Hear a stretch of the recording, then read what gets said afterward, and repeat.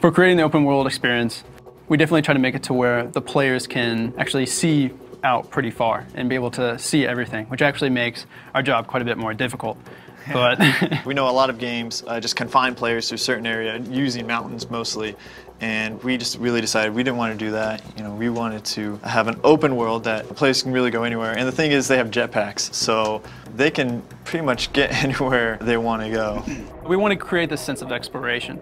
So if the player sees something, he'll usually want to go to it. So if we have like this really cool mountain out in the distance, or if we have this island way out there, the player will usually try to find a way out there. And if they do, we try to usually create something. My favorite environment was, it doesn't have a real name, it's just our nickname for it, but Mushroom Island, the one you were working on. Yeah. Like at first, when you go into Copa, you pretty much go on this drop ship and you'd see it right at the very beginning. And for a long time it wasn't playable. Finally we went through and then made it all playable just recently.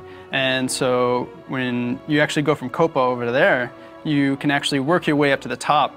And then once you finally make it to the top, you get this really great vista from where you started, and you can actually see the whole path that it took you to get there. Bobby and I have been working really hard on actually not only the playable space when you start the game, but also once you push back the melding. We have that all planned out, and not only planned out, but implemented already. Yeah, once we push back the melding and we get to some of those environments that have like really been changed up and I guess feel very alien, we'll have like a whole new, something very different to work with. The Forge, yeah, no, I've worked in quite a few different game engines. I would say Forge is by far the easiest when it comes to moving things over and then also editing terrain and so many other things. It's very intuitive. I mean, we've had several times when we've had entire cities we've built, and it's like, oh, guys, we need this moved like a mile down the beach. And it's like, oh, okay, well, it's not gonna be that bad because the tool we work with actually gives us the liberty to copy it, the whole city, and paste it down the beach. What's really cool about Firefall, another other thing that's really cool, is just the fact that we incorporate our PvP maps into our open world. If you go on to the coast, they had actually built this whole city just for games and an arena to watch all the multiplayer and the PvP fights going on. And then you have it the other way around, where we'll go through and we'll make something like the Chosen Fort or Shantytown, and they'll go in, and it's actually a really fun environment, and we're like, wait, you could actually make this into a PvP map. So we have story pretty much going from PvP to PvE and then back and forth.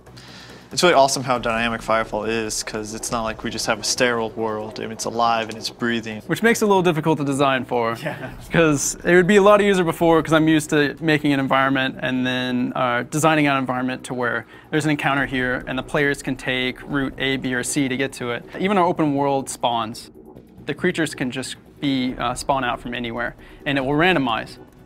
It's such a big world, and it's so open, and you have jetpacks and you can go anywhere, that I want to really make the player feel like they can really just dive into our environments and really almost get lost in this world we've created. Thanks so much for watching. I hope you have a better idea of the open world for New Eden and Firefall. Firefall comes out soon. We're expanding our beta, and I hope to see you in the open world.